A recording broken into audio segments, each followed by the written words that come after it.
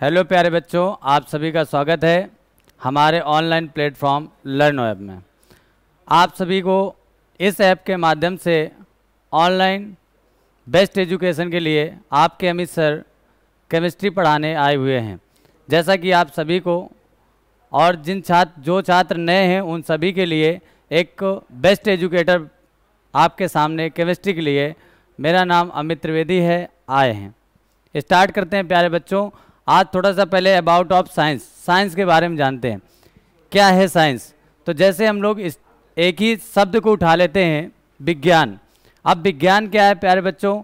आप सभी ने विज्ञान को बुक से डिफिनीशन से इस तरीके से पढ़ा होगा, लेकिन विज्ञान को अगर हम लोग प्रैक्टिकली अपने जीवन में या अपने एटमॉस्फेयर से उठा करके अपने एजुकेशन में लाएं तो बहुत अच्छा और बहुत बेटर रिजल्ट हम लोगों को मिलेगा। प्यारे बच्चों, आपके साथ पहला चैप्टर जोड़ते हैं हम लोग जो 10th क्लास का है और यूपी बोर्ड के लिए बहुत ही इम्पॉर्टेंट है। उस पहले चैप्टर का नाम है रासायनिक अभिक्रियाएं। क्या नाम है प्यारे बच्चों? रासायनिक अभिक्रियाएं। देखते हैं प्यारे बच्चों, फर्स्ट चैप्टर है हमारा रासायनिक अभिक्रियाएं, जिसका सिलेबस आपके सामने बोर्ड पे आ चुका है। और इस धमाकेदार सिलेबस के साथ इस धमाकेदार सर का स्वागत करते हुए आपको बहुत अच्छी चीज़ें यहाँ से इस चैप्टर से और विधिवत एग्जाम्पल के साथ आपको प्राप्त होंगी। देखते हैं प्यारे बच्चों, ये लेसन आपका फर्स्ट है। फर्स्ट लेसन में जैसे कि हम लोग जानते हैं कि देखते हैं पहला लेसन आपके सामने है।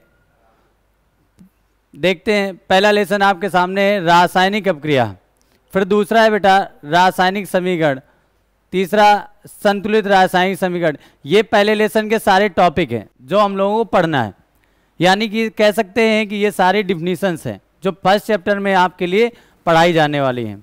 अब उन्हीं डिफिनीशनों को हम लोग किस तरीके से एक्सप्लेन करते हैं, आइए प्यारे बच्चों मेरे साथ जुड़ करके इस फर्स्ट चैप्टर को किस तरीके से प्रैक्टिकली और कितने सरल शब्दों में आपको समझाने का पूर्ण प्रयास रहेगा आपके अमित सर द्वारा। जिस तरीके से हम लोग ऑफलाइन डायरेक्ट टीचर के अटैचमेंट में पढ़ते हैं, ठीक इसी प्रकार आपको इसमें भी फील आएगा, क्योंकि उस चीज़ को कई बार रिपीट किया जाएगा, विदाउट हेजिटेशन के आपको पढ़ाया जाएगा। आइए प्यारे बच्चों, तो हम लोग चलते हैं। ये लेसन है आपका, लेसन की सारी अभिक्रियाओं की हेडिंग है। अब पहली अभिक्रिया की तरफ चलते हैं और देखते हैं कि क्या है और उस चीज़ को समझते हैं प्यारे बच्चों। ओके प्यारे बच्चों, आगे बढ़ते हैं हम लोग।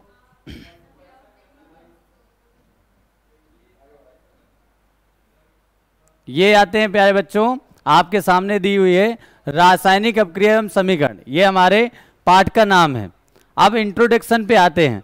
तो देखिए, हम आपको बता दें साइंस यानी कि विज्ञान, बी प्लस ज्ञान, जिसको विशेष ज्ञान हो। और विशेष का मतलब प्यारे बच्चों स्पेशल। अब स्पेशल का मतलब आप समझते हैं कि अगर कोई चीज़ साइंस अगर पढ़ाती है या बताती है तो उसके मीन्स है 0 से लेके इनफाइनाइट तक पूरी जानकारी देती है। ये नहीं कि आधी जानकारी यहाँ और आधी जानकारी बाद में, तब तक उसको एक्सप्लेन नहीं करती जब तक पूरी जानकारी नहीं। विशेष ज्ञान होना चाहिए। उसी के अंतर्गत हमारा पहला चैप्टर है रासायनिक अभिक्रिया एवं समीकरण। प्यारे बच्चों, इंट्रोडक्शन करते हैं थोड़ा सा। इंट्रोडक्शन में आप लोग देखिए, मैंने आपसे बताया कि हम बुक की डिफिनीशन पे नहीं जाएंगे।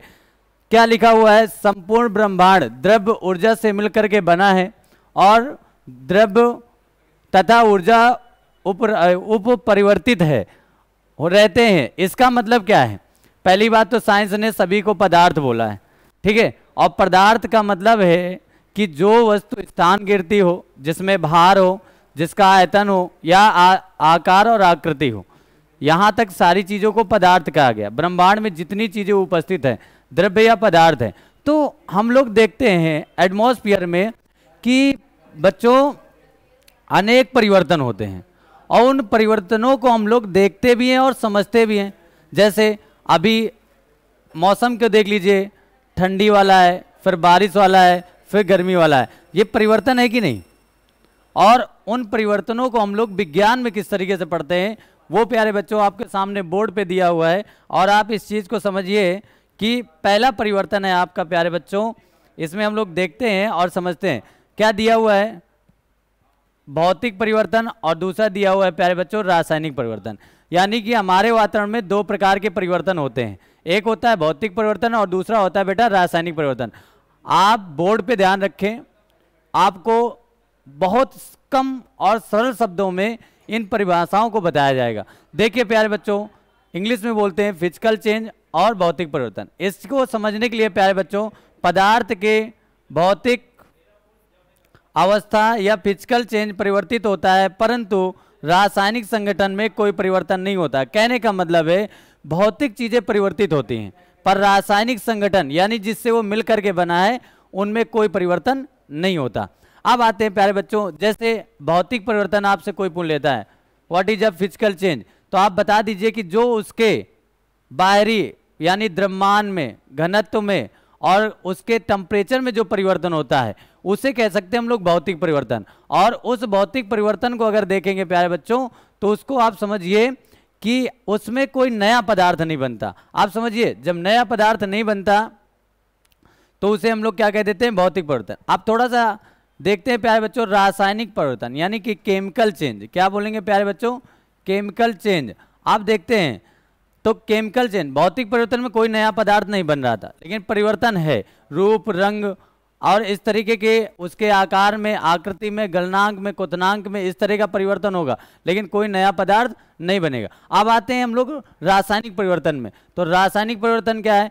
पदार्थ में होने वाले वे परिवर्तन जिनमें रासायनिक संगठन व द्रव्यमान परिवर्तित होकर एक नया पदार्थ, यानी कि संगठन भी बदल जाएगा, द्रव्यमान भी बदल जाएगा और एक नया पदार्थ बनेगा। लेकिन प्यारे बच्चों यहां से एक बात आप मत भूलिएगा, क्योंकि द्रव्यमान बदल जाएगा, लेकिन जब रिएक्शन हो जाएगी तो द्रव्यमान जो पहले था वही आपको बाद में मिलेगा, according to law of conversation. यानी कि हिंदी में बोले तो द्रव्यमान संरक्षण के अनुसार। यहाँ पर सिर्फ यहाँ पर परिवर्तन बताया गया है, परिवर्तन होगा लेकिन द्रव्यमान वही रहेगा। पर जैसे हम अवस्थाओं में बात कर लें, ठोस में है तो वो द्रव में हो सकता है, द्रव में तो गैस में हो सकता है, इस तरीके का लाल रंग है तो पीला हो सकता है, इन्हें कह सकते हैं हम लोग रासायनिक अपक्रिया। प्यारे बच्चों लगता है समझ में आ गया होगा। जैसे आपको बता देते दहन है, जंग लगना होता है, इस तरीके से आप समझिए। जैसे आपको बता दें जंग लगना बहुत ही मंद अपक्रिया है, यानी बहुत स्लो अपक्रिया है, ठीक है। और जैसे दहन है बहुत ज्यादा। अच्छा, कोई भी चीज आप जलाइएगा, कोई भी चीज आप जलाइए, वो आपके सारी जलने वाली चीजों को हम लोग जो है रासायनिक परिवर्तन में रखा है। आप प्यारे बच्चों आगे देखते हैं, इसी में हम सभी लोग, आप सभी को ये चीजें दोबारा समझनी चाहिए कि एक बार बता देते हैं एग्जाम्पल तौर पे फिर से आपको अगेन, कि जितनी भी चीजें दहन हो या उनमें स्वाद में परिवर्तन हो, दहन हो मतलब जल करके कोई चीजें बना दें, भौतिक परिवर्तन में नया पदार्थ नहीं बनेगा, नया पदार्थ बिल्कुल भी नहीं बनेगा। अब आते हैं प्यारे बच्चों, देखते हैं इसी के आगे हम लोग नेक्स्ट है। देखिए वही चेंजमेंट है, थोड़ा सा इंग्लिश में हम लोग इसको इंट्रोड्यूस करेंगे। Physical change occurs when the substance undergoes change that does not change their chemical composition. इसका मतलब है does not change the composition, यानी कि व्हेन जो मैटर बना है, यानी कि मैटर जो जिन पार्टिकलों से मिलकर के कंबाइंड होकर के बना है उनमें कोई कंपोजिशन यानी कि केमिकल कंपोजिशन हो चाहे फिजिकल, उनके कंपोजिशन में चेंजमेंट नहीं होगा। केमिकल में देख लेते हैं, chemical change occurs when the substance combined with the another form to new substance. वो कंबाइंड होकर वन एंड मोर सब्सटेंस के साथ, वन एंड मोर सब्सटेंस के साथ कंबाइंड होकर हमेशा न्यू सब्सटेंस बना। Two and more substance are combined और मेकिंग अ न्यू सब्सटेंस या made up a new substance. Okay बेटा, like a just carbon react with oxygen given a carbon dioxide. समझ में आ रही है ना? ओके, आप देखते हैं प्यारे बच्चों आगे हम लोग जो है जैसे कुछ एक्टिविटीज है, विदाउट एक्टिविटीज या without practice it is not a possible learning. Learning को अगर पढ़ना है तो एक्टिविटी भी करनी पड़ेगी डिफिनीशन के साथ में, और एक्टिविटी करेंगे तो समझ में आएगा। एक्टिविटी का मतलब आपके पास प्रैक्टिस। आते हैं बेटा, chemical change occurs when the substance combined with the another from new substance. This is a activity of the chemical change. Okay, यानी ये एक रासायनिक परिवर्तन के बारे में बात कर रहा है। आपको दिखा रहे हैं ये क्या लिखा है बेटा,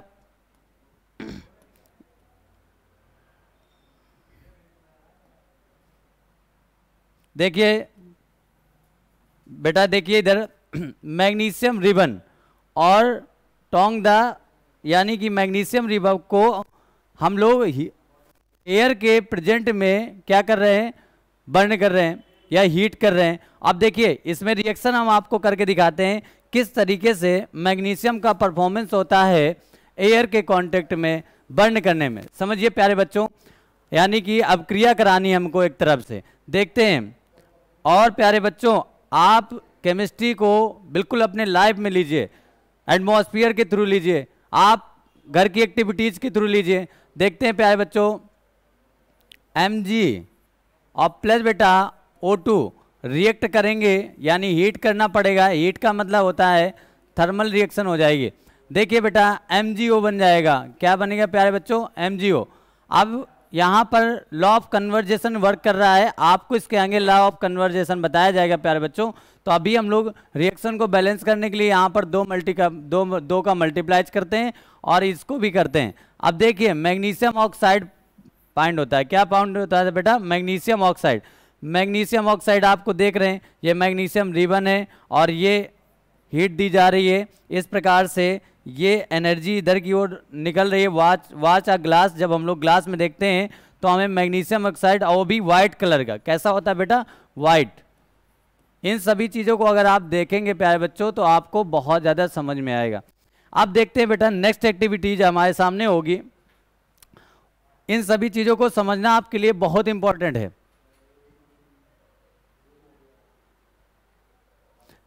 गुड। देख सेकेंड एक्टिविटीज की तरफ चलते हैं प्यारे बच्चों। Reaction between lead nitrate and the potassium iodide solution, यानी कि प्यारे बच्चों रिएक्शन करने में हमको लेड नाइट्रेट के साथ और किसके करनी है बेटा? पोटेशियम आयोडाइड सॉल्यूशन के साथ। तो नथिंग, आप बिल्कुल परेशान ना होइए। अगर आपको फार्मूले नहीं आते तो ये आपके सर आपके साथ अभी हैं, आपको सभी चीज़ों के फार्मूले और बाकी चीज़ें भी अप्लाई मिल जाएंगी, आप परेशान नहीं होइएगा। देखते बेटा लेड नाइट्रेट की अब क्रिया पोटेशियम आयोडाइड के साथ कराना है। लेड नाइट्रेट का फार्मूला अगर आप देख रहे होंगे एक्टिविटी पे, फिगर पे, तो बिल्कुल दिया हुआ है।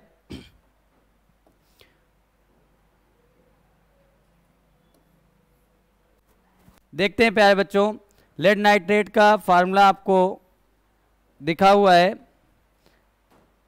ये फॉर्मूला लिखा हुआ है, फिर क्या बनता है ये भी दिख रहा है। तो ये हमारा पोटेशियम आयोडाइड है, पोटेशियम Ki।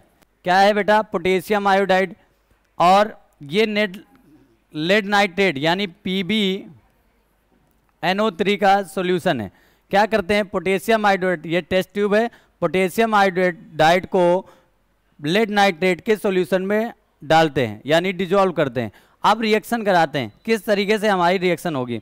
और सभी को बोर्ड पे ध्यान से देखना है, क्योंकि ये केमिस्ट्री है, फिसल जाती है भैया, फिसल जाती है, माइंड से ऊपर से जाती है। क्या हो जाती है बेटा? फिसल जाती है। अब देखते हैं रिएक्शन बहुत सिंपल तरीके से, ठीक है, देखते हैं। तो PbNO3, माय डियर स्टूडेंटों, जरा बोर्ड पे ध्यान दीजिएगा, नहीं तो रिएक्शन चली जाएगी। Ki रिएक्शन करते हैं बेटा, तो पोटेशियम नाइट्रेट बनेगा। क्या बनेगा प्यारे बच्चों? Potassium nitrate. कैसे? मैं आपको एक सिंपल सा मेथड बता दे रहा हूँ। जब भी कोई भी कंपाउंड होगा वो पहले प्लस का होगा, दूसरा किसका हो गया प्यारे बच्चों? माइनस का। इस हिसाब से आप रिएक्शन करने में बहुत ज़्यादा सफल रहेंगे। तो पहला प्लस का और दूसरा बेटा माइनस का। फिर प्यारे बच्चों कैसे हो जाएगा? ये प्लस का और ये बेटा कैसे हो जाएगा? माइनस का। इस तरीके से हमारा जो है बन जाएगा जा करके PbI2। क्यों? क्योंकि I2 क्यों ले रहे हैं ये भी हम आपको बताएंगे, पर यहाँ पर हम लोग थोड़ा कम एक्सप्लेन करके, क्योंकि आगे हमें सारी चीज़ें मिलने वाली हैं और सारी चीज़ें मिलने वाली हैं, तो इसको फिर भी मैं बता दे रहा हूँ, क्योंकि हमें इसकी जो बैलेंसिंग होती है बेटा 2 होती है और इसकी बैलेंसिंग कितनी होती है? -1। तो अटैचमेंट जब होगा तो इसको भी 2 चाहिए होता है, इसलिए हम लोग यहाँ पर क्या कर देंगे? 2 का मल्टीप्लाई। तो क्या बन जाएगा बेटा? Pb क्या बन जाएगा प्यारे बच्चों? देखते हैं, PbI2 बन जाएगा। क्या बन जाएगा बेटा? PbI2 लेड आयोडीन बन जाएगा या आयोडाइड बन जाएगा, और बेटा क्या बन जाएगा? K2 और NO3 पोटेशियम नाइट्रेट। ये रिएक्शन है प्यारे बच्चों, और इस तरीके से ये आपको फिगर के थ्रू दिखाया गया है। आगे प्यारे बच्चों अब आगे चलते हैं, और हमारे चैप्टर में क्या है थोड़ा सा इंटरेस्टिंग लीजिए। आगे देखिए क्या क्या होता है, अभी साइंस को किस तरीके से हम लोग पढ़ सकते हैं। आइए प्यारे बच्चों, आपकी नज़र हम पे नहीं बोर्ड पे होना चाहिए, और बोर्ड को आप बहुत अच्छे तरीके से पेन कॉपी लेके ही सभी बच्चों को बैठना चाहिए। कभी भी ऑनलाइन पढ़े तो पेन कॉपी लेके बैठे।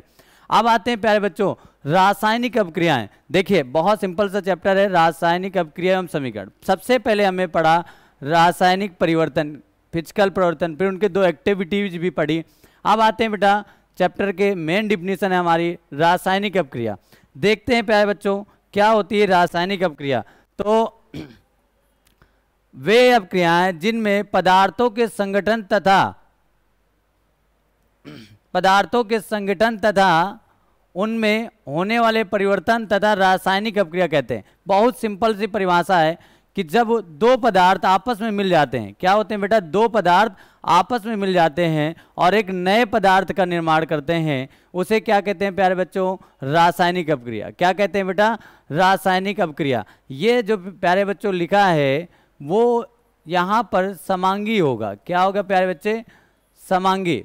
ठीक है, अब देखते हैं प्यारे बच्चों, अब अपक्रियाएं आपकी दो प्रकार की होती हैं मोस्टली, नाभिकीय अपक्रिया और रासायनिक अपक्रिया। क्या होती है प्यारे बच्चों, नाभिकीय अपक्रिया और रासायनिक अपक्रिया। देखते हैं नाभिकीय अपक्रिया क्या होती है, ऐसी अपक्रिया जिनमें नाभिक परमाणु भाग लेता है, नाभिकीय परमाणु भाग लेता है। और ऐसी है रासायनिक अपक्रिया जिनमें बाह्यतम यानी कि परमाणु का बाह्यतम इलेक्ट्रॉन भाग लेता है। मैं दोनों को बहुत सिंपल शब्दों में एक्सप्लेन करता हूं।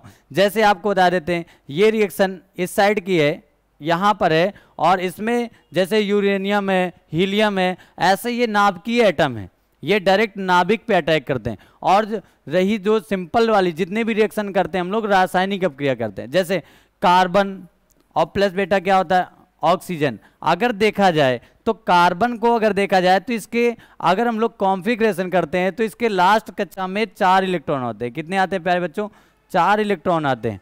और उस 4 को बैलेंस करने की लास्ट कक्षा से ये इसके साथ शेयरिंग कर रहा है, इसके साथ, यानी कि लास्ट जो सेल के इलेक्ट्रॉन हैं ये इसको दे रहा है, और देने के बाद इसके बाद कंबाइंड हो रहा है। और न्यूक्लियस में ऐसे नहीं होता, न्यूक्लियस में डायरेक्ट अटैक करता है न्यूक्लियस पे और नया कंपाउंड दे देता है। तो इस तरीके से ये CO2 बना देगा, और इनके इलेक्ट्रॉन शेयरिंग से जो रिएक्शन होती है उसे रासायनिक अपक्रिया कहते हैं। इसी के साथ बेटा आगे बढ़ते हैं रासायनिक अपक्रियाओं के प्रकार की ओर।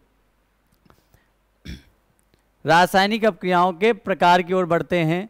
तो रासायनिक समीकरण, रासायनिक अपक्रिया के बाद पढ़ेंगे हम लोग प्यारे बच्चों रासायनिक समीकरण।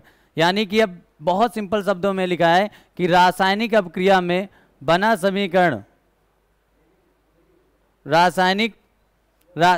रासायनिक अपक्रिया में बना समीकरण रासायनिक समीकरण कहलाता है।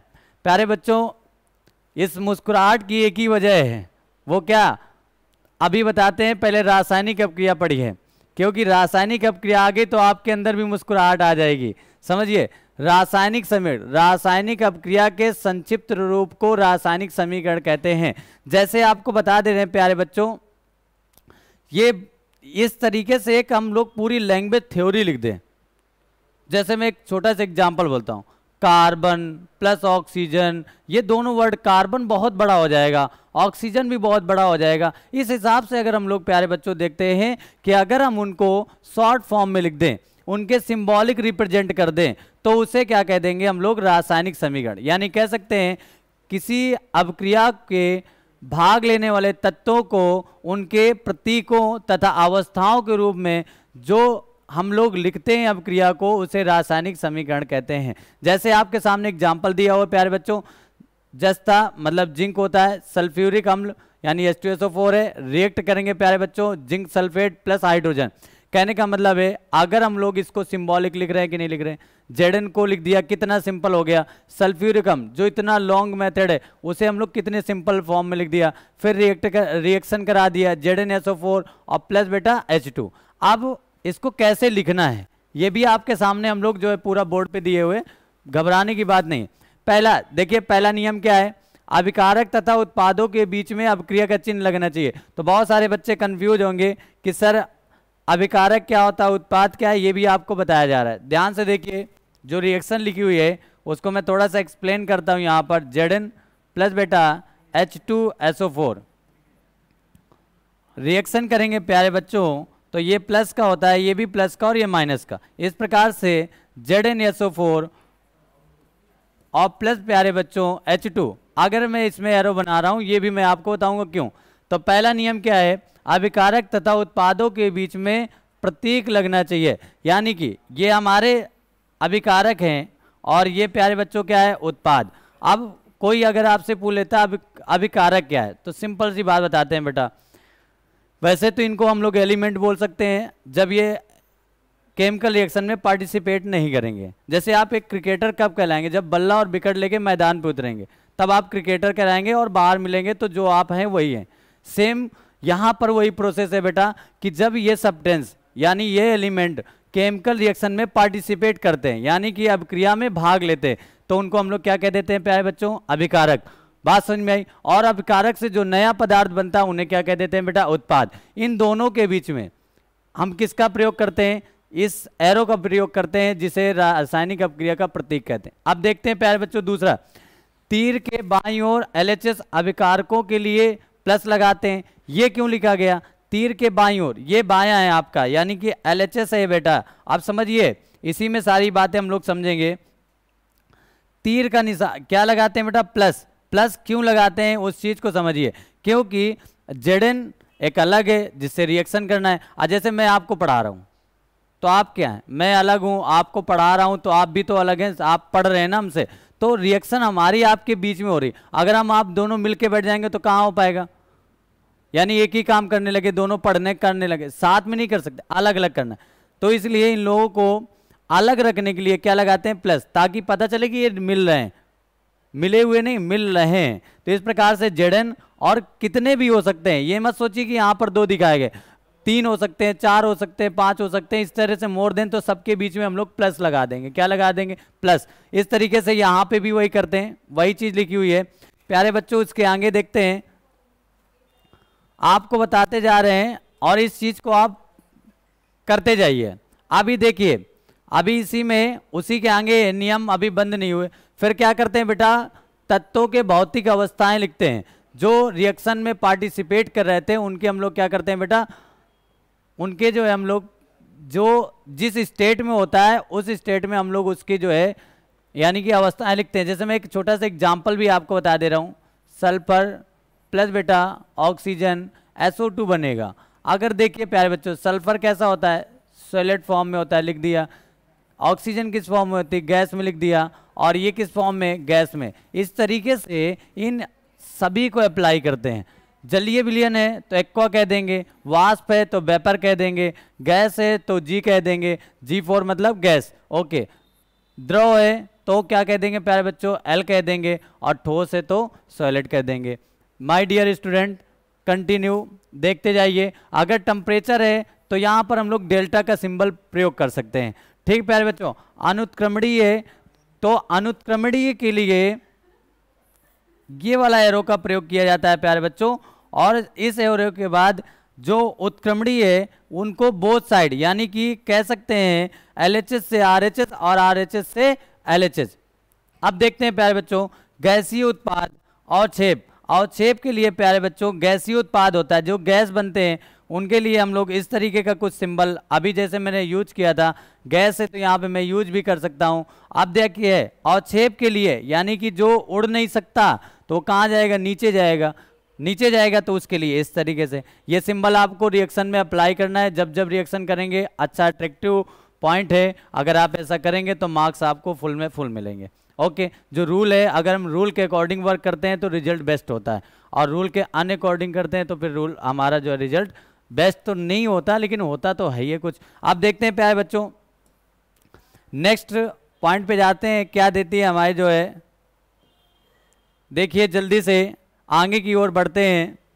हमारा जो है दूसरा है बैलेंस केमिकल इक्वेशन, हिंदी में बोले तो संतुलित रासायनिक समीकरण। बहुत सिंपल सी बात से समझते हैं, balance chemical reaction, in this reaction total mass of reactant are equal total mass of product, यानी कि ऐसी अपक्रिया जिसमें अभिकारकों का कुल द्रव्यमान उत्पाद के कुल द्रव्यमान के बराबर होता है, ऐसी अपक्रिया को बैलेंस केमिकल रिएक्शन। अब दूसरी आती बेटा कंकाली, कंकाली का मतलब ये मत समझ लेना कंकाल तंत्र बायो में आ गए, ठीक है।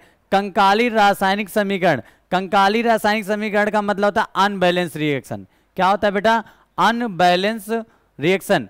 देखिए वह रासायनिक समीकरण जिनमें अभिकारक परमाणुओं की कुल संख्या उत्पाद के परमाणुओं की कुल संख्या के बराबर नहीं होता, जैसे यहां पर दिखाया गया मैग्नीशियम ऑक्सीजन MgO, यहां पर ये रिएक्शन बैलेंस नहीं। पूछे कैसे? ये अभिकारक है हमारे, है कि नहीं? अब मैं अभिकारक है और ये क्या है प्यारे बच्चों? उत्पाद है। अगर आप यहां पर देखिए कि जो अभिकारक में Mg1 है, चलो ठीक है एक है, उत्पाद में O2 कितने हैं? 2 हैं, पर यहां पर एक है। ऐसी कहीं पे भी रिएक्शन आपको मिल जाए उसे आप कौन सी रिएक्शन कहेंगे? कंकाली। ओके बेटा, समझ में आ गया होगा। देखते हैं इसके आगे।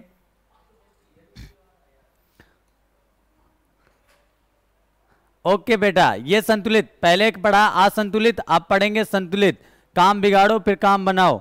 देखिए आप देखते हैं प्यारे बच्चों संतुलित रासायनिक समीकरण और करण में कोई फर्क नहीं है, समझिए प्यारे बच्चों। इसको क्या पढ़ेंगे? वह रासायनिक समीकरण जिनमें अभिकारकों की परमाणुओं की कुल संख्या उत्पाद के परमाणुओं की कुल संख्या के बराबर होता है। सेम है, वहां पर कंकाली में बराबर नहीं होता था और यहां पर बराबर होता है। आप दो चीज इस पे ले सकते हैं, या तो आप क्या कर सकते हैं? कुल द्रव्यमान ले सकते हैं, या तो हम लोग क्या ले सकते हैं प्यारे बच्चों? परमाणुओं की कुल संख्या ले सकते हैं। आप समझिए बेटा, जैसे वहां पर ये रिएक्शन दिखाई गई थी, उस रिएक्शन में वहां पर बैलेंस नहीं किया गया था, यहां पर बैलेंस है। वहां पर देखो क्या दिखाई गई थी? Mg और प्लस बेटा O2 रिएक्शन करके बनाते थे MgO। ओके प्यारे बच्चों, अब देखिए बहुत सिंपल तरीके से यहां पर अब कुल अभिकारकों की संख्या MgO2, Mg तो कंप्लीट है, O2 अनकंप्लीट है, उत्पादों की कुल संख्या के बराबर होगा। उत्पाद में देख रहे हैं तो अभिकारकों के पहले बैलेंस करिए। अगर यहाँ पर ही इसको 2 का मल्टीप्लाई कर दे, उत्पाद बैलेंस हो गया पर अभिकारक नहीं हुआ, अब अभिकारक भी बैलेंस हो गया।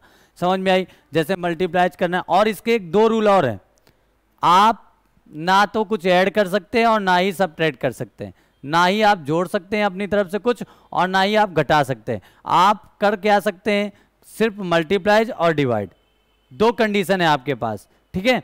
अब आगे प्यारे बच्चों पढ़ते हैं अभिकारक क्या है। अभी अभी बता के आए थे, क्यों? क्योंकि वहां पर नीट थी। अब फिर से यहाँ पे और बेहतरीन तरीके से, अब क्रिया में भाग लेने वाले तत्व या यौगिक को अभिकारक कहते हैं, यानी कि which element participate in a chemical reaction is called reactant. Okay my dear student, ध्यान से देखिए। और दूसरी बात फिर से आगे देखते हैं, वही चीज यहां पर लेके the element compound taking a part in the chemical reaction are called reactant. 2 definition है। अब क्या चाहिए? 2 डिफिनीशन मिल रही है आपको। आगे देखते हैं प्यारे बच्चों, अगर देखिए उत्पाद की भी पढ़ लेते हैं तो अभिकारक से बनने वाला नया पदार्थ उत्पाद कहलाता है। जैसे अब थोड़ा सा इसमें और कुछ अच्छा करने का प्रयास करेंगे तो कैसे कैसे आप जानेंगे कि उत्पाद बनना? तो देखिए बहुत सिंपल है। जैसे आप खाना खाते हैं, नहीं खाते होंगे तो जिंदा नहीं बचोगे। देखिए C6H12O6 ये आपका खाना हो गया, आपने खाया, आप श्वसन क्रिया तो करते ही होंगे, ठीक है, बिल्कुल सही है। O2 ले लिया, क्या ले लिया प्यारे बच्चों? O2 ले लिया, रिएक्शन किया, देखिए क्या बनेगा? CO2 और प्लस बेटा H2O और प्लस बेटा ऊर्जा। ध्यान से देखिए बोर्ड पे। इस हिसाब से अब मैं अभिकारक भी दिखा रहा हूं, उत्पाद भी दिखा रहा हूं। आपने ग्लूकोज को टेक किया, आपने सांस के साथ यानी कि श्वसन क्रिया में रिस्पायरेशन में O2 को टेक किया, अब इन दोनों के बीच में रिएक्शन हो गई, खाना खाया, कैसे ऊर्जा मिलती है थोड़ा समझिए। अब क्या किया, आपको क्या बना उत्पाद में? CO2 बन गई, फिर क्या बना प्यारे बच्चों? H2O बन गया और आपको एनर्जी मिल गई। इस प्रकार से ये जो मिला आपको प्रोडक्ट है और ये जो आपका है वो रिएक्टेंट है। बात समझ में आई कि नहीं आई? ओके, अब नेक्स्ट आगे बढ़ते हैं प्यारे बच्चों। आपके हाथ पे कॉपी पेन जरूरी है और ये आ गई आपकी अपक्रियाओं के प्रकार यानी टाइप्स ऑफ रिएक्शन। अब यहां से हमारा युद्ध चालू होता है। अब क्रिया कैसे करनी है यहीं से समझेंगे हम लोग, फिर किस तरीके से करनी है, कितनी फास्ट कर सकते हैं। बस आपको दो कॉन्सेप्ट याद करना है, प्लस और माइनस। मैं इसके बाद जब चैप्टर समाप्त होगा तो आपको मैं कुछ एलिमेंट के प्लस और माइनस के दे दूंगा, जिससे आपको सरल हो जाएगा अब क्रिया करना। ठीक है, आते हैं प्यारे बच्चों अब क्रियाओं के प्रकार में। तो इस हिसाब से पहली अब क्रिया दी गई योगात्मक। क्या दी गई बेटा? योगात्मक। अंग्रेजी में बोले तो एडिशन रिएक्शन बोलते हैं। क्या बोलते हैं बेटा? एडिशन या कॉम्बिनेशन रिएक्शन बोलते हैं। आते हैं प्यारे बच्चों, नाम नहीं देख रहे, नाम पहले जब क्वेश्चन आया करें ना पेपर में तो पहले उसको 2-3 बार पढ़ा करो। पढ़ने से उसके क्वेश्चन पे ही आंसर लिखा होता है, उसको थोड़ा सा दिमाग में लाइए कि क्या कहना चाहता है। क्या लिखा है बताइए? योगात्मक। योगात्मक का मतलब क्या होता है? जोड़ना, एडिशन, ऐड करना। अच्छा बताइए 2 + 3 = कितना होता है? 5। केमिस्ट्री में मैथ पढ़ा लेते हैं कभी कभी। 5 होता है। कितने आपने कितने लोगों को जोड़ा? 2 को ना। मिला क्या आपको? 1। मिला कि नहीं मिला? ठीक, इसी को कहते हैं हम लोग योगात्मक अपक्रिया। क्या लिखा है जरा देखिए, कितना सिंपल तरीके से आपको बताया जा रहा है, समझिए और उसको माइंड पे लीजिए। देखिए S यानी sulphur plus O2 oxygen, 2 reactant है ना आपके पास, 2 अभिकारक हैं और दोनों रिएक्शन करके क्या बना रहे हैं? SO2। SO2 एक एलिमेंट है और वहां पर जो सल्फर है वो अलग है और ऑक्सीजन क्या है बेटा? अलग। 2 reactant are combined made up one product, यानी 2 रिएक्टेंट जब आपस में मिलते हैं तो एक उत्पाद का निर्माण करते हैं। कितना सिंपल है, 2 अभिकारक एक उत्पाद का निर्माण करते हैं। ऐसी अपक्रिया को योगात्मक अपक्रिया कहते हैं। देखिए ऐसी अपक्रिया जिसमें 2 अभिकारक मिलकर के एक उत्पाद का निर्माण करते हैं। 2 बार बोल दीजिए, 2 अभिकारक मिलकर के एक उत्पाद का, 2 अभिकारक मिलकर एक उत्पाद का। कितना आसान है, इससे आसान कहीं नहीं मिल सकता। देखिए वही चीज, ये हमारी हाइड्रोजन है, ऑक्सीजन है, दोनों मिलकर के H2O बना दिया। कैल्शियम है और कैल्शियम। अब इस रिएक्शन को थोड़ा सा और समझते हैं किस तरीके से रिएक्शन भी हुई। इस बात को तो बिल्कुल नहीं बोल सकते। देखिए क्या लिखा है बेटा? CaO calcium oxide plus H2O। H2O को थोड़ा सा ब्रेक करके लिखते हैं, मजा आएगी, क्योंकि तोड़ने में तो वैसे भी मजा आती है किसी चीज को। देखिए अब देखते हैं हम लोग, ये कैल्शियम की वैसे बैलेंसिंग होती है प्यारे बच्चों 2 और इसकी भी होती है 2, ये सभी लोग जानते हैं, तभी जुड़े हुए हैं। अब देखते हैं क्या करते हैं, अगर हम इस O को इसके साथ जोड़ दें तो अब जब ये जुड़ जाएगा तो इसकी खाली -Q1 होगी और इसकी भी किसकी होगी? -Q1। अगर ब्रेक कर दे तो माइनस माइनस यानी -2 हो जाएगी, और इसको कितनी चाहिए? 2 चाहिए। अब सर पूछेंगे सर ये इसके पास जाने के बाद ये -1, क्योंकि इसकी ऑलरेडी +Q1 होती है और जब -2 इसके पास जाएगा तो क्या हो जाएगा? एक सब्ट्रैक्ट हो जाएगा ना और -Q1 बचेगा। इस प्रकार से अगर हम इन दोनों को देखें तो हमारे पास बनेगा क्या? COH और COH। इसको हम लोग दूसरे फॉर्म में लिख सकते हैं CaOH का होल टॉइज, जो आपको यहाँ पर डायरेक्ट लिख करके बताएगा। और कितना बेस्ट एक्वा लिखा है। एक्वा का मतलब अभी पीछे बता के आएंगे, कोई भी सॉल्यूशन बनेगा अगर वो वाटर डिजॉल्व है यानी कि पानी में घुला हुआ है तो वो एक्वा होगा, और नहीं तो बाकी अदर क्या होंगे? सॉल्यूशन होंगे। आ जाइए प्यारे बच्चों, दूसरा भी आपके सामने है COCl2 कार्बन मोनोऑक्साइड। जब इस तरीके से रिएक्शन कराते हैं तो कार्बोनिल क्लोराइड बनाता है। क्या बनाता है प्यारे बच्चों? Carbonyl chloride. इतना समझ में आ गया होगा। आगे भी देखते हैं क्योंकि अभी युद्ध हमारा चलता रहेगा। योगात्मक आगे देखते हैं, और भी रिएक्शन है। अब आती विस्थापन अपक्रिया। कौन सी आती है बेटा? विस्थापन अपक्रिया आती है। देखते हैं विस्थापन अपक्रिया किसे कहते हैं। विस्थापन, नाम फिर से नाम पे आएंगे, नाम से काम होता है भाई, नाम को जान जाओ काम हो जाएगा। विस्थापन, विस्थापन मतलब समझ रहे हो? विस्थापन यानी कि अपनी जगह से हटना, कोई दूसरी हमारी जगह पे आ जाए। और दूसरी हमारी जगह पे कब आएगा? समझ लीजिए 2 तरीके हो सकते हैं, या तो आप कमजोर हैं या तो आप क्या हैं? भारी हैं, तो दूसरे की जगह पे ले लेंगे। तो इस तरीके से इस रिएक्शन को बहुत सिंपल तरीके से अपने जनरल लाइफ के अकॉर्डिंग अगर समझे तो कोई ज़्यादा क्रियाशील तत्व कम क्रियाशील तत्व को विस्थापित कर देता है। जैसे सपोज दैट मुझे अब इस हाथ में दूसरी कोई चीज़ पकड़नी है तो ये जो मार्कर है ना उसको देना पड़ेगा, फिर दूसरी चीज़ पकड़ पाएंगे। ठीक इसी प्रकार इस रिएक्शन में एक रासायनिक अपक्रिया जिसमें एक ज़्यादा क्रियाशील तत्व, इस पे दिमाग दीजिए, कम क्रियाशील तत्व को क्या कर देता है बेटा, विस्थापित का मतलब होता है हटा देता है। और वैसे भी जीवन में भी यही चल रहा है, जो ज़्यादा बलवान व्यक्ति है वो कमजोर व्यक्ति को बिल्कुल, समझ रहे हो। हाँ, बाकी रिएक्शन के थ्रू पढ़ते हैं, किस तरीके से केमिकल में पढ़ेंगे। यहाँ पर आप देख रहे हैं कॉपर सल्फेट प्लस आयरन, और इस तरीके से, और इसके सबसे पहले बेस्ट इस पे नज़र डालिए, क्योंकि जो चीज़ इंपॉर्टेंट है पहले उस पर नज़र डालते हैं कि ये कमज़ोर कमज़ोर कैसे पता चलेगा कौन कमज़ोर है। तो यहाँ पर देखिए कॉपर जो है, और इसके एक बहुत इंपॉर्टेंट बेटा बता दे रहे हैं, जो हाइड्रोजन से नीचे होते हैं ना, वो हाइड्रोजन ही इतना कमज़ोर है, अब उसके नीचे चले जाओगे मतलब बिल्कुल कमज़ोर हो जाओगे, और जो हाइड्रोजन से ऊपर हैं मतलब वो बहुत पावरफुल है। तो इधर के जितने भी हाइड्रोजन से ऊपर हैं वो कैसे हैं, पावरफुल है, और जो हाइड्रोजन से नीचे हैं वो कैसे लो, तो हमेशा ये लोग इनको विस्थापित कर देंगे। आगे बात समझ। तो यहाँ पर देखिए कॉपर है और आयरन है, तो यहाँ पर देखिए आयरन दिया हुआ है, ये देखिए हाइड्रोजन से ऊपर है, कॉपर कैसे हाइड्रोजन से नीचे, तो बेसिकली ये तो हटा ही देगा। तो कार्बन कॉपर की जगह कौन ले रहा है, कॉपर की जगह कौन ले रहा है, देखिए आयरन ले रहा है। मैं यहाँ पर अपने शब्दों में रिएक्शन करते हैं, CuSO4 माय डियर स्टूडेंट, देखिए इस तरीके से रिएक्शन करते हैं। तो ये जो है हमारा Fe Cu के प्लेस पे चला जाता है और Cu Fe के प्लेस पे चला जाता है। तो इस तरीके से Cu अलग हो जाएगा और FeSO4 बन जाएगा। इस तरीके से सेम एजुकेशन यहाँ पर भी वही रिएक्शन है, समझने के लिए एक रिएक्शन और समझते हैं। दूसरी दी गई बेटा C2H5Br और प्लस प्यारे बच्चों दिया गया है KOH पोटेशियम हाइड्रोक्साइड। रिएक्शन देखते हैं प्यारे बच्चों, तो ये तो बिल्कुल विस्थापन अपक्रिया है, माइनस प्लस ये कैसे निकल जाएंगे और क्या बन जाएगा C2H5OH प्लस बेटा KBr। इस तरीके से ये भी एक डिस्प्लेसमेंट रिएक्शन है। अब आपके सामने ये मोस्ट इंपॉर्टेंट है, इसको एक बार फिर से देखते हैं। ऐसी अपक्रिया जिसमें ज़्यादा क्रियाशील तत्व कम क्रियाशील तत्व को विस्थापित करते। In this reaction more reactive element displace the less reactive element, it's called displacement reaction. आई बात समझ में प्यारे बच्चों। आप देखते हैं आगे कौन सी जंग लड़ने के लिए कौन सी रिएक्शन हमारे सामने बोर्ड पे आती है प्यारे बच्चों।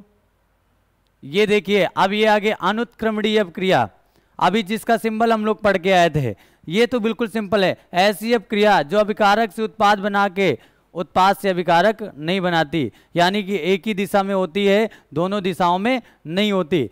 तो देखिए ऐसी अपक्रिया जिसमें अभिकारक से उत्पाद, उत्पाद से अभिकारक नहीं प्राप्त किया जाता। सबसे इंपॉर्टेंट होता है, आप मेन पॉइंट पढ़िए, क्या लिखा है, नहीं प्राप्त, अभिकारक नहीं प्राप्त होता है। ऐसी अपक्रिया को क्या कहते हैं प्यारे बच्चों, अनुत्क्रमणीय अपक्रिया कहते हैं।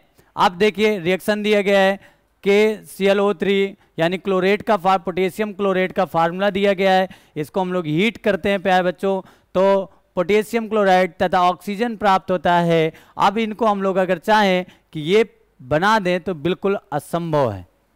ओके, अब देखते हैं इसी को, जैसे BaCl2 दिया गया है और NaSO4 दिया गया है। थोड़ा सा इसमें आप इस तरीके से करके हम लोग NaSO4 को इस तरीके से लिखेंगे Na2SO4। ओके प्यारे बच्चों, तो BaSO4 बन जाएगा, क्या बन जाएगा प्यारे बच्चों, BaSO4 बन जाएगा, और क्या बन जाएगा बेटा NaCl according to balance chemical reaction, दो का मल्टीप्लाई करा देंगे। अब देखते हैं प्यारे बच्चों, इंग्लिश में भी पढ़ लेते हैं। A reaction that the proceed in the one direction only, the product do not the react together to the reform मतलब वापस आना, the reactants यानी कि वो दूसरा अपने फॉर्म में दोबारा नहीं आ सकता। आते हैं प्यारे बच्चों, इसके नेक्स्ट अपक्रिया हमारे पास क्या आती है जिसको हम लोग बहुत अच्छे तरीके से पढ़ सकते हैं। आगे उत्क्रमणीय, इसकी जस्ट बहन है। एक कह रही थी सीधी दिशा में नहीं चलेंगे और एक कह रही है मैं दोनों दिशा में चलूंगी। समझिए उत्क्रमणीय को समझते हैं, तो एक होती इरिवर्सिबल और एक होती रिवर्सिबल। वे अपक्रियाएं जो समान परिस्थिति में दोनों दिशाओं में चल सकती हैं उन्हें उत्क्रमणीय अपक्रिया कहते हैं। जैसे FeH2O करेंगे तो हमारा जा करके ये रिएक्शन बिल्कुल गलत लिखी हुई है, इसको नहीं, अभी करके दिखाते हैं। CaCO3 और प्लस बेटा CaO प्लस CO2 बिल्कुल सही है। देखिए PCl5 को जब ब्रेक करते हैं तो PCl3 और PCl2, तो इसको हम लोग इस तरीके से करेंगे, बिल्कुल बेसिकली आप समझिए।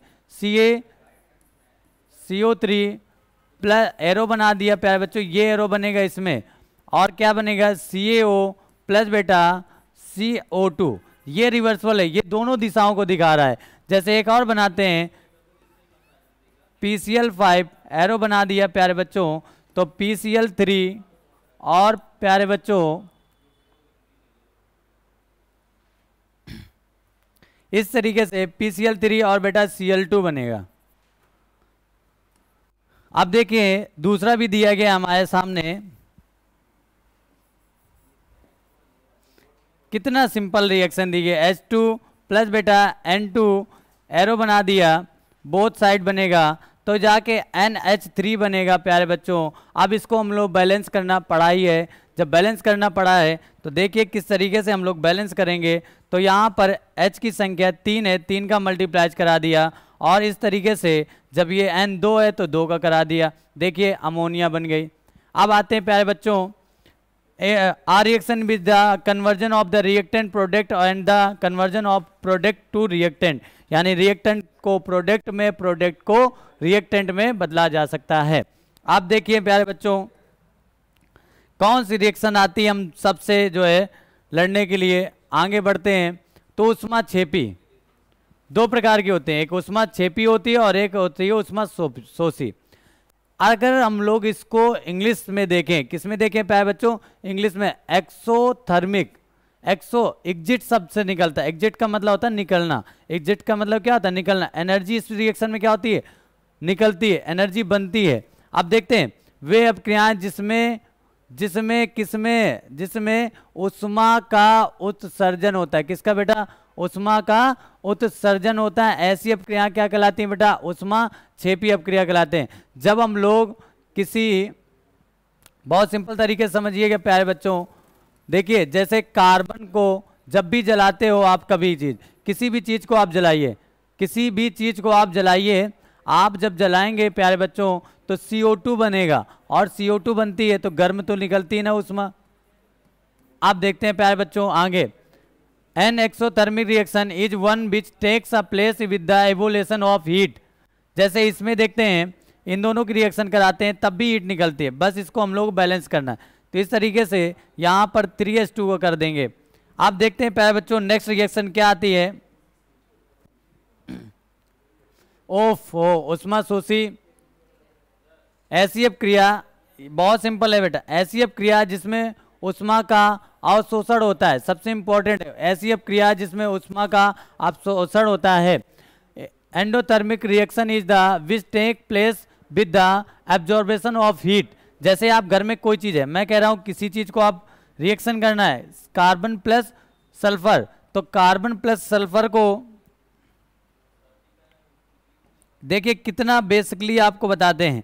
एक हम लोगों ने टेस्ट ट्यूब टेक कर लिया, ठीक है प्यारे बच्चों, ये क्या ले लिया, टेस्ट ट्यूब ले लिया, हमने उसमें सल्फर ऑलरेडी पहले से रखा था, ये क्या है बेटा सल्फर, और उसमें हम लोग बेटा क्या रख देंगे, ध्यान से देखते हैं कार्बन। अब ये काला तो दिखेगा नहीं इसमें कुछ, कितना बेसिकली है, ये क्या ले लिया बेटा कार्बन, ये हमारा C है, और ये सल्फर और कार्बन।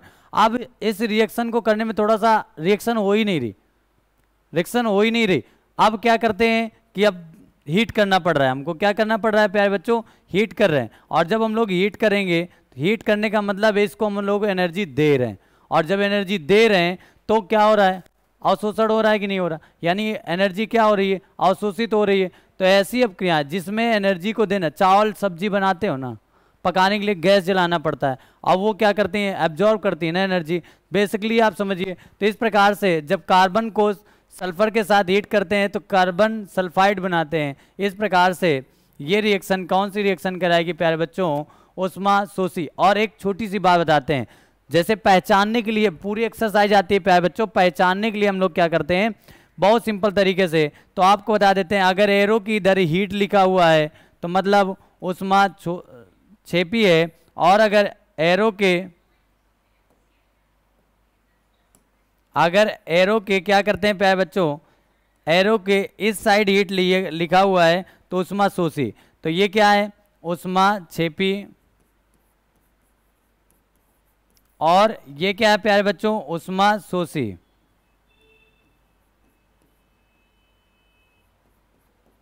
इस तरीके से भी आप पहचान सकते हैं।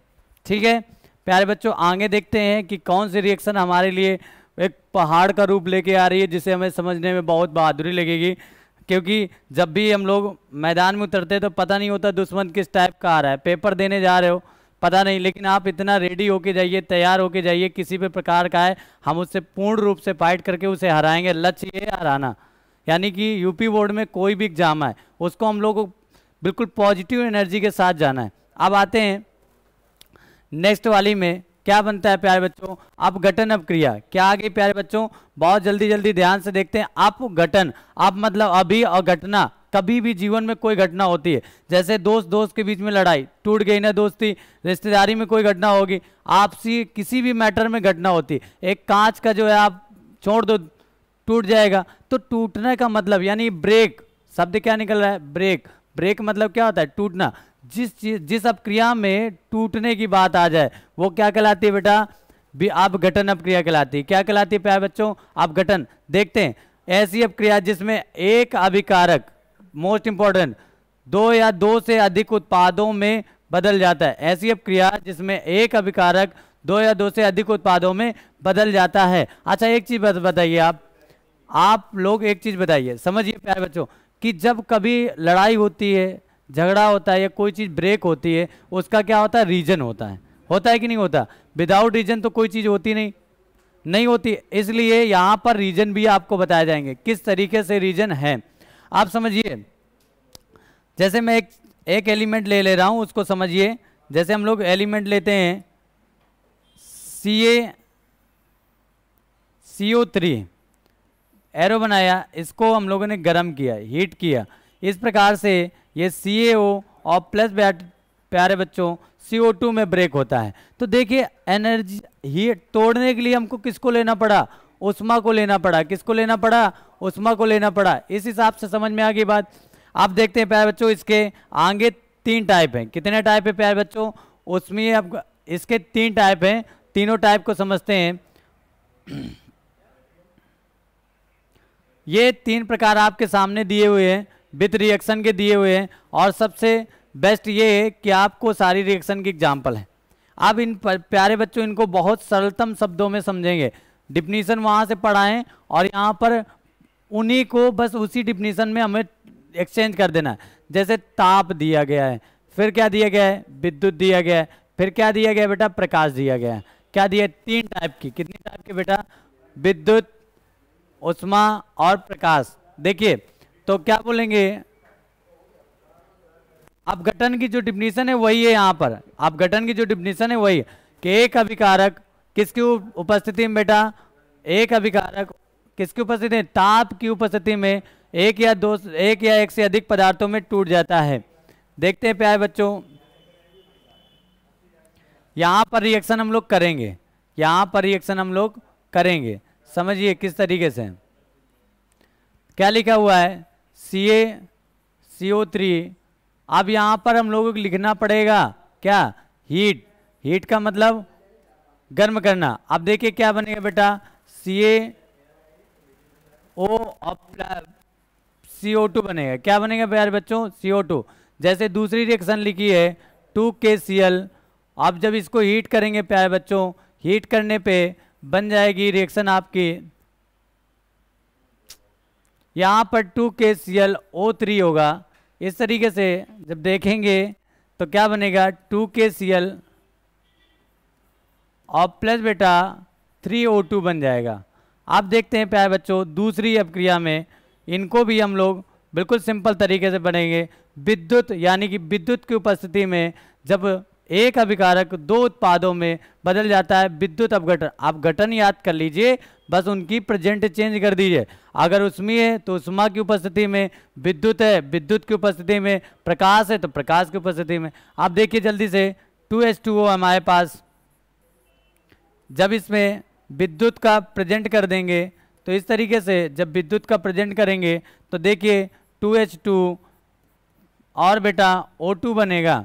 फिर देखते हैं NaCl दिया हुआ है, ये एक बेस्ट वैद्युत अपघटन के रूप में प्रयोग किया जाता है।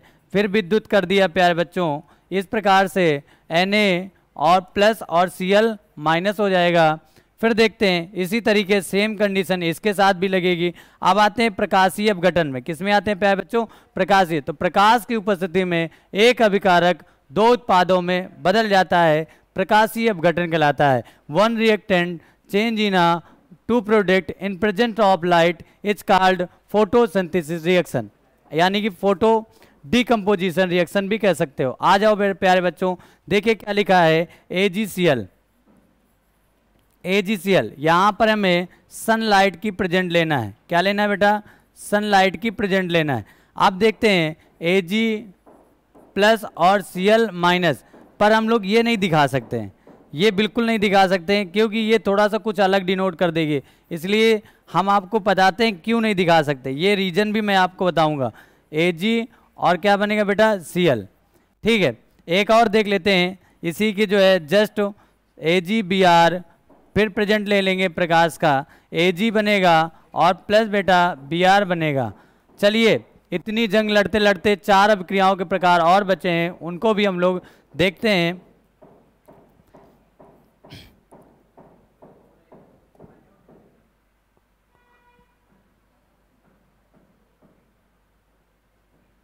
देखिए प्यारे बच्चों, नेक्स्ट है हमारे पास द्विविस्थापन अपक्रिया। विस्थापन पढ़ाए थे, ज़्यादा क्रियाशील तत्व कम क्रियाशील तत्व को विस्थापित कर लेता। यहाँ पर द्विविस्थापन है तो है तो विस्थापन ना, कन्फ्यूजन की तो कोई बात है नहीं। तो देखिए, पर यहाँ पर 2 तत्वों को विस्थापित करते हैं, इतना कह सकते हैं। या तो एक बिल्कुल सिंपल शब्दों में आपके सामने बोर्ड में दी हुई डेफिनेशन क्या है? ऐसी अपक्रिया जिसमें आयनों की अदला बदली होती है। क्या होती है प्यारे बच्चों? आयनों की अदला बदली होती है। इन this reaction ionic compound exchange their the ions from the product known as the double displacement reaction, यानी कि ऐसी अपक्रिया जिसमें आयनों की अदला बदली होती है, कौन सी अपक्रिया कहलाती है प्यारे बच्चों? द्विविस्थापन, यानी कि डबल डिस्प्लेसमेंट रिएक्शन। रिएक्शन को भी देख लेते हैं थोड़ा सा, बोर्ड पे करी हुई है लेकिन करने का हमें एक प्रॉफिट मिल रहा है। वो करने का प्रॉफिट ये मिल रहा है प्यारे बच्चों कि मेरा रिवीजन हो रहा है। ऐसे आपके बुक में चीज़ें लिखी हुई हैं, लेकिन अगर आप उनको करेंगे ना तो आपको एक प्रॉफिट मिलेगी, क्या आप कर रहे हैं। ठीक है, ये देखिए रिएक्शन हमारे सामने आ गई। अब आयनों की एक्सचेंजमेंट देखते हैं किस तरीके से होती है और उस चीज़ को समझते हैं। पहला वाला कंपाउंड प्लस का, दूसरा वाला माइनस का, ये ट्रिक लेके चलेंगे। हाई स्कूल के बच्चे कभी रिएक्शन में फंसेंगे नहीं, ये ट्रिक लेके चलेंगे, हाई स्कूल के बच्चे कभी फंसेंगे नहीं। पहला कंपाउंड एलिमेंट प्लस का, दूसरा प्यारे बच्चों माइनस का। बेसिकली बिल्कुल नॉर्मल बच्चा ये समझ सकता है, पहला वाला व्यक्ति कहेगा होगा प्लस होगा, दूसरा वाला माइनस का। प्लस वाले को अब दूसरा कंपाउंड देखो तब भी उसके साथ यही होगा, पहले वाला प्लस का, दूसरा माइनस का। आप देखिए प्लस वाला किससे मिलेगा? माइनस वाले से। माइनस वाला किससे मिलेगा? प्लस वाले से। कितना बेसिकली है, देखिए AgCl प्लस प्यारे बच्चों NaNO3। आगे प्यारे बच्चों बात समझ में। अब देखते हैं दूसरी अपक्रिया हमारे सामने दी गई है, अवक्षेपण। और आपको पहले भी मैंने बताया था अवक्षेपण में होता क्या है, कोई अवक्षेप बनता, अविलेय पदार्थ बनता है। क्या बनता है? अविलेय पदार्थ। देखिए ऐसी अपक्रिया जिनके फलस्वरूप कोई अविलेय पदार्थ संपन्न होता है या बनता है। देखिए इन this reaction with the precipitate is the from is called precipitation reaction. कितना सिंपल, प्रेसिपिटेट एंड प्रेसिपिटेशन, बिल्कुल सिंपल है, यानी कि अविलेय पदार्थ बनता है। रिएक्शन आपके सामने दी गई है, BaCl2 plus H2SO4 BaSO4 2HCl। इसको देखते हैं किस तरीके से हुई है रिएक्शन, कितना सिंपल तरीके से मैं यहाँ पे कर दे रहा हूँ रिएक्शन, समझिएगा। इस रिएक्शन को हम लोग ऊपर कर दे रहे हैं, बिल्कुल बेसिकली समझिएगा। क्या लिखा है? BaCl2 प्लस प्यारे बच्चों H2SO4। इस तरीके से यहाँ पर देखेंगे प्लस माइनस, एक ही रूल में लेके चल रहा हूँ जो है प्लस माइनस। तो इस तरीके से BaSO4 और प्लस प्यारे बच्चों 2HCl बनेगा। अब आगे आते हैं, इसी में बहुत जल्दी इस चैप्टर को हम लोग ख़त्म करेंगे। देखिए नेक्स्ट हमारी डिफिनीशन क्या आती है बोर्ड पे, उदासीनीकरण अपक्रिया। क्या आती है प्यारे बच्चों? उदासीनी अपक्रिया। ये देखिए ये आ गई नेक्स्ट हमारे पास बोर्ड में, उदासीनीकरण अपक्रिया। तो ये बिल्कुल सिंपल है, जब अम्ल तथा क्षार की अपक्रिया कराते हैं तो जल तथा लवण प्राप्त होता है। जल तथा क्या बनता है बेटा? लवण बन का बनना उदासीनीकरण कहलाता है। इसी में एक डिफिनीशन और पूछ लेता है, उदासीनीकरण उष्मा। उदासीनीकरण क्या पूछ लेता है बेटा? उष्मा। आपको नहीं मालूम लेकिन हम बताने के लिए यहाँ पर खड़े। उदासीनीकरण अपक्रिया में उत्पन्न उष्मा को उदासीनीकरण उष्मा कहते हैं। देखिए प्यारे बच्चों, HCl NaOH NaCl 2H2O, कितना सिंपल है। फिर वही प्रोसेस लगाएंगे, plus minus plus minus. Plus वाला किसके साथ जाएगा प्यारे बच्चों? ये H2O ऑक्सीजन टहलने निकल गया था, यहाँ पर ऑक्सीजन कहाँ निकल गया था? टहलने। अब आगे वापस जब रिएक्शन कराएगी तो इस तरीके से फिर से एक बार यहाँ पर देख लेते हैं, HCl प्लस प्यारे बच्चों NaOH जिसका नाम है पोटेशियम सोडियम हाइड्रोक्साइड। देखिए प्लस का ये माइनस का, प्लस का माइनस का, और ये प्लस माइनस बिल्कुल हम लोग बेहतरीन तरीके से माइनस वाला प्लस वाले से मिलेगा और प्लस वाला माइनस वाले। इस प्रकार से NaCl हमारा साल्ट हो गया और H2O क्या हो गया बेटा? वाटर हो गया। आई बात समझ में? आई कि नहीं आई? आ गई, ओके ठीक है। अब देखते हैं रिएक्शन को थोड़ा सा। Chemical reaction in which acid and base quantity react together to from salt and water a product. यानी कि जब आपस में रिएक्ट करते हैं एसिड एंड बेस, तो after then reaction given a water and salt. बेस बिल्कुल सरलतम शब्दों में लिखिए। अब आते हैं प्यारे बच्चों नेक्स्ट वाले में, कौन सी रिएक्शन हमारे सामने आती है उसको भी समझते हैं। ऑक्सीकरण तथा अपचयन मोस्ट इंपॉर्टेंट है। इसके आपको एग्जाम्पल बहुत दिए जाते हैं एक्सरसाइज में, एक्सरसाइज भी आपको कराई जाएगी। तो देखते हैं प्यारे बच्चों ऑक्सीकरण क्या है और अपचयन क्या है, दोनों एक साथ हैं। किसी पदार्थ में हाइड्रोजन का हटना, किसी पदार्थ से हाइड्रोजन का हटना तथा ऑक्सीजन, अच्छा हाइड्रोजन का हटना तथा प्यारे बच्चों ऑक्सीजन का जुड़ना ऑक्सीकरण कहलाता है। क्या कहलाता है बेटा? ऑक्सीकरण कहलाता है। समझ में आई? ऑक्सीकरण वह प्रक्रिया है जिसमें इलेक्ट्रॉन मुक्त होते हैं। ये इलेक्ट्रॉनिक के हिसाब से परिभाषा और उधर ऑक्सीजन तथा हाइड्रोजन के जुड़ने के हिसाब से परिभाषा है। बेटा देखते हैं, ये आपको दिया गया है कॉपर ऑक्सीजन। क्या दिया गया बेटा? Copper oxygen. इसमें आप देख रहे हैं कि ऑक्सीजन क्या हो रहा है? जुड़ रहा है। क्या हो रहा है प्यारे बच्चों? ऑक्सीजन जुड़ रहा है। और ऑक्सीजन का जुड़ना बोर्ड पे दिख रहा है ना, लिखा है ना, ऑक्सीजन का जुड़ना क्या कहलाता है बेटा? ऑक्सीकरण। देखिए यहाँ पर देखते हैं तो यहाँ पर हाइड्रोजन हट रहा है, हट रहा है कि नहीं हट रहा है? और हाइड्रोजन का हटना, दो में से एक कंडीशन लागू हो सकती है, दो में से एक कंडीशन, या तो ऑक्सीजन आपको जुड़ते हुए दिखेगा या तो हाइड्रोजन आपका हटते हुए। आप दो में से, अगर आपको ऑक्सीजन ना दिखे तो ये मत सोचना कि क्या नहीं हो रहा है प्यारे बच्चों, ऑक्सीकरण नहीं हो रहा है। और अगर आपको हाइड्रोजन हटते दिख जाए तब भी ऑक्सीकरण कहेंगे, और ऑक्सीजन जुड़ते दिख जाए तब भी हम लोग ऑक्सीकरण। इसीलिए दो कंडीशन आपको दी गई है, क्योंकि कुछ रिएक्शन में ऑक्सीजन ढूंढे नहीं मिलेगा और कुछ में हाइड्रोजन ढूंढे नहीं मिलेगा, और कुछ में वो भी दोनों ना मिले तो तीसरा हमारे पास ब्रह्मास्त्र रखा हुआ है। ऑक्सीकरण वह प्रक्रिया है जिसमें इलेक्ट्रॉन मुक्त होते हैं, और इलेक्ट्रॉन मुक्त का मतलब जब इलेक्ट्रॉन कोई दे रहा होगा किसी को या इलेक्ट्रॉन किसी से ले रहा होगा, दोनों कंडीशन यहाँ पे लग जाएंगी। अब आते हैं बेटा, ये रिएक्शनें हैं, हमने आपको दिखा दिया कि यहाँ से देखिए हाइड्रोजन सल्फेट से रिमूव हो रहा है कि नहीं हो रहा है। Okay, a process which involves the addition of oxygen and the remove of hydrogen is called oxidation reaction। यानी कि added of क्या है? added remove of hydrogen and added of oxygen it's called oxidation। आते हैं प्यारे बच्चों next reaction में, बहुत सिंपल तरीके से आपको बताया जाएगा इस हमारे ऑनलाइन प्लेटफॉर्म में। अब आते हैं नेक्स्ट है हमारे पास अपचयन, उसी का जस्ट जुड़वा।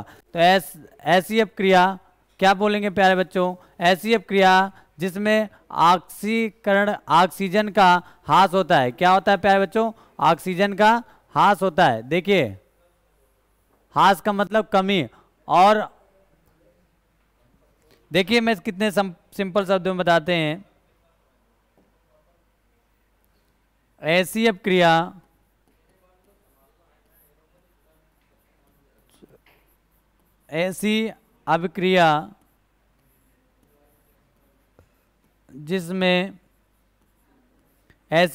जिसमें हाइड्रोजन का जुड़ना तथा O2 यानी कि ऑक्सीजन का हटना प्रदर्शित हो, कौन सी अपक्रिया कहलाती है बेटा, अपचयन। बिल्कुल बेसिकली बिल्कुल सही है। हास बस लिखा है तो हास एक पॉइंट दिया गया है तो एक पॉइंट में आपको कंफ्यूज हो जाओ, हास ना दिखे तो क्या दिखे, हास है तो हास का मतलब कमी होता है, ये नहीं कि हंसने लगो रिएक्शन देख के, है ना। अब देखिए यहाँ पर भी दो कंडीशन हम आपके सामने रख दिया है, H2 का जुड़ना और O2 का हटना। इस तरीके की अगर कंडीशन आपको दिखती है तो कौन सी अपक्रिया कहलाएगी बेटा, अपचयन। देखते हैं, देखिए ZnO प्लस बेटा C, और देखिए एरो बना दिया Zn और प्लस बेटा CO। अब देखिए यहाँ पर हाइड्रोजन नहीं दिख रहा है, दिख रहा है, नहीं दिख रहा है ना। तो अब इसको किस तरीके से समझेंगे, अब देखिए O है ना, O देखिए कंबाइंड कर रखा है खुद को किसके साथ, Zn के साथ। अब यहाँ से हट रहा है कि नहीं हट रहा है, किसके साथ जा रहा है, कार्बन के साथ जा रहा है। तो सीधी सी बात है भाई, आपको हटते हुए नहीं दिख रहा है और दिख रहा है तो वही रिएक्शन कौन सी हो जाएगी, अपचयन। आगे ये प्यारे बच्चों आगे देखते हैं, अब कौन हमारे सामने आता है, बहुत रेडॉक्स अपक्रिया। अरे भाई साहब ये पेपर में बहुत पूछी जाती है, इसको पेपर में महत्व दिया गया है क्योंकि इसमें दोनों होती हैं। ऐसी अपक्रिया जिसमें अपचयन और उपचयन दोनों पाई जाती हैं, ऐसी अपक्रिया को रेडॉक्स अपक्रिया कहते हैं। क्या कहते हैं बेटा, रेडॉक्स अपक्रिया कहते हैं। आप समझिए, द रिएक्शन विच भी electron are there transfer from reactant another is called redox reaction. यानी कि ट्रांसफर करते हैं इलेक्ट्रॉनों का, या तो और सिंपल ले लीजिए शब्दों में कि in this reaction both are present oxidation and reduction. ऐसी अपक्रिया जिसमें दोनों अपक्रियाएं होती हैं आपके सामने लिखी हुई हैं। अब इनको हमें बस समझना है कि किस तरीके से इसमें दोनों हो रही हैं और किस तरीके से समझ सकते हैं। देखिए कॉपर ऑक्साइड आपके सामने दिया हुआ है, हाइड्रोजन आपके सामने दिया हुआ है और ये रिएक्शन आपके सामने दी है। अब देखते हैं ऑक्सीजन यहाँ से कॉपर से रिमूव हो रहा है और यहाँ पर जाके ऑक्सीजन जुड़ रहा है। अब रिमूव होना और जुड़ना दोनों कंडीशन आपको पता है। अगर ऑक्सीजन रिमूव होता है तो कौन से बेटा, अपचयन। कौन सी, अपचयन। और ऑक्सीजन जाके ऐड होता है तो उपचयन। ये नए नाम आए हैं, पहले ऑक्सीकरण चलता था भाई साहब इसका नाम। देखिए प्यारे बच्चों बोर्ड पे नजर रखिए और सुनिए, इस तरीके से इंग्लिश में बोलेंगे तो इसे ऑक्सीडेशन बोल देंगे और इसे रिडक्शन बोल देंगे। ओके बेटा, आपको दिख गए होंगे दोनों रिएक्शनें एक ही अपक्रिया में दिख गए। ऐसी अपक्रिया को हम लोग क्या कहते हैं प्यारे बच्चों, क्या कहते हैं, ऐसी अपक्रिया को रेडॉक्स अपक्रिया कहते हैं। समझ में आ गया, अंडरस्टैंड। नेक्स्ट देखते हैं कौन सी हमारे सामने अपक्रिया आती है।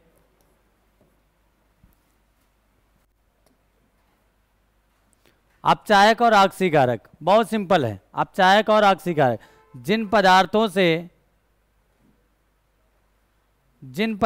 से क्या होता है बेटा, जिन पदार्थों की सहायता से उपचयन होता है उन्हें उपचायक कहते हैं और जिन पदार्थों की सहायता से अपचयन होता है उन्हें अपचायक कहते हैं। बिल्कुल सिंपल है। जैसे एग्जाम्पल में ऑक्सीजन दिया गया है, ओजोन दिया गया है, आयोडीन दिया गया है, क्लोरीन दिया गया है, ब्रोमीन दिया गया है, सल्फर डाई नाइट्रिक अम्ल दिया गया और H2SO4 दिया गया है। ये सभी क्या हैं प्यारे बच्चों, अपचायक के रूप में काम करते हैं। और इसी प्रकार इसकी दूसरी भी रिएक्शन है, उसको भी देख लेते हैं प्यारे बच्चों। अपचायक अपचायक में क्या है प्यारे बच्चों, देखते हैं अपचायक क्या कहलाता है, जरा समझिए। अपचायक जिन पदार्थों की सहायता से अपचयन होता है उन्हें अपचायक कहते हैं। H2CO, carbon monoxide, hydrogen, ozone, NH3, ETC आदि। आई बात समझ में कि नहीं आई? इतनी देर से पढ़ते पढ़ते पढ़ते पढ़ते अब अपचायक और किस में आ गए, अपचयन में। देखिए which substance supply the hydrogen or any other electropositive element or any other electronegative element are called the reducing agent and the called of reducing agent। Okay, अब आते हैं प्यारे बच्चों आगे, दूसरी डिफिनीशन क्या है हमारे सामने।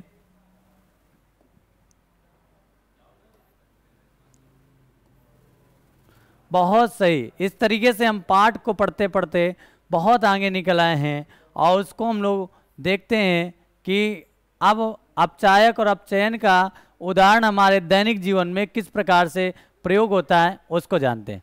आइए प्यारे बच्चों बोर्ड पे, तो पहली डिफिनीशन हमें दी गई है संचारण। क्या दी गई प्यारे बच्चों, संचारण। तो कह सकते हैं, क्या कह सकते हैं, बिल्कुल सिंपल है, धातुओं का नमी, वायु और आर्द्रता की उपस्थिति में नष्ट होना संचारण कहलाता है।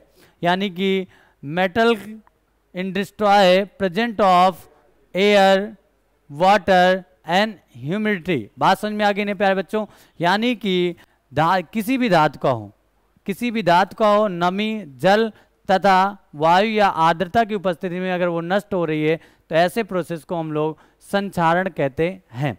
देख रहे होंगे आप चित्र में, ये देखिए पहले कितनी गोरी गोरी होती थी, अब देखिए इसमें जंग लग गई, और ये जंग लगने के बाद धीरे धीरे बेटा जंग, जीवन में जंग लग जाए तो नष्ट होने लगता है। ठीक इसी प्रकार ये नष्ट हो रही है, धीरे धीरे क्या हो रही है प्यारे बच्चों, नष्ट हो रही है। इस हिसाब से देखते हैं,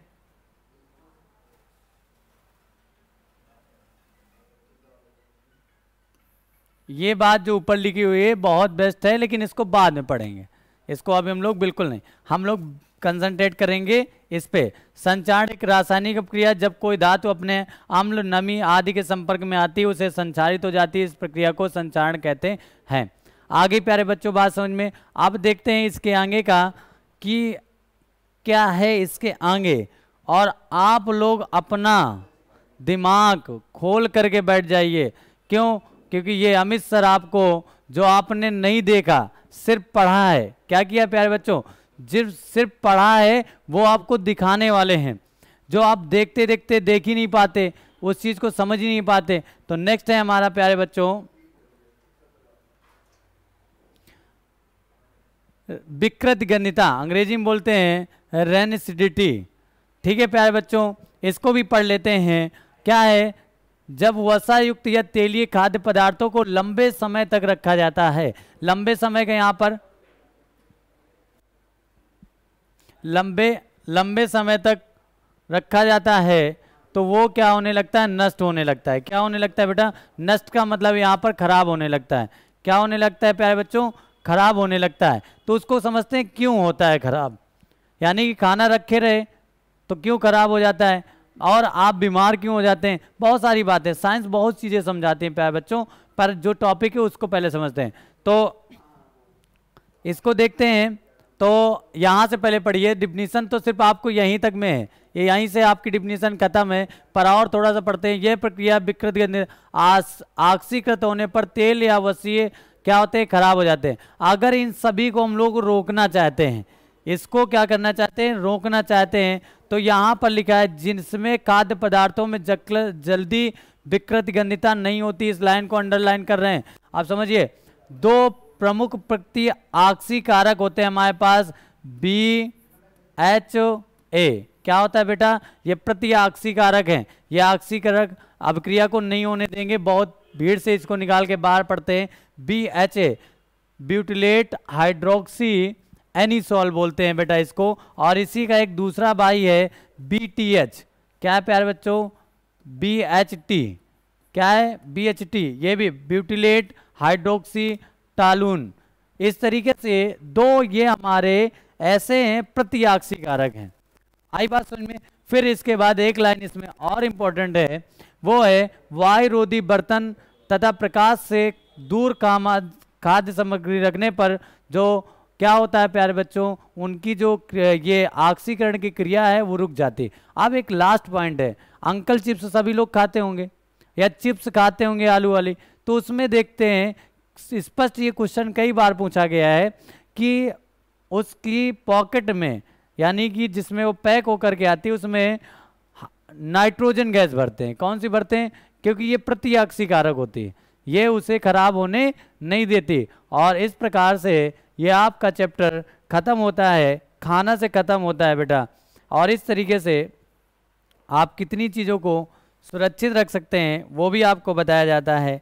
देखिए नेक्स्ट क्या है, आपको हम कह रहे थे कुछ दिखाने वाले हैं, वो दिखाने वाला बाद में सीन कर दिया गया है, क्योंकि आप जाते जाते ऐसी रिएक्शन देखें जो आपको लंबे समय बाद देखने को मिलती है। आप क्या है लंबे समय का मतलब, यह एक सबसे धीमी अपक्रिया है। कैसी अपक्रिया है प्यारे बच्चों? धीमी। हम किसकी बात कर रहे हैं? संचारण की बात करते हैं, क्रोजियन की बात करते हैं। ये आपको उस टाइम कील जंग लगी दिखी थी ना, दिखी थी कि नहीं दिखी थी? अब यहाँ पर हम लोग देखते हैं कि क्यों कैसे लग जाता है जंग। ये तो पता है वायु, आर्द्रता, नमी और अम्ल की उपस्थिति में धातुएं क्षय होती हैं, लेकिन धातुओं को क्षय होते नहीं देखा। तो देखते हैं प्यारे बच्चों, इस तरीके से समझते हैं कि क्या कैसे ये दिखेगा हम लोगों को। अरे अरे वाह वाह वाह वाह, ये देखिए प्रोसेस आपके सामने है और देखिए किस तरीके से ये क्षय हो रही है, धीरे धीरे नष्ट हो रही है।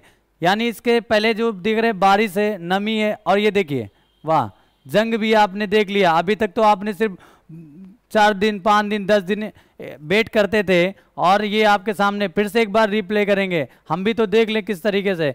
ये देखिए इस तरीके से हो रही है, इसे कहते हैं क्रोजियन। आपके सामने, हमें नहीं क्रोजियन कहते, इसे देखिए, इसके आई प्यारे बच्चों बात समझ में, ये क्रोजियन प्रोसेस है।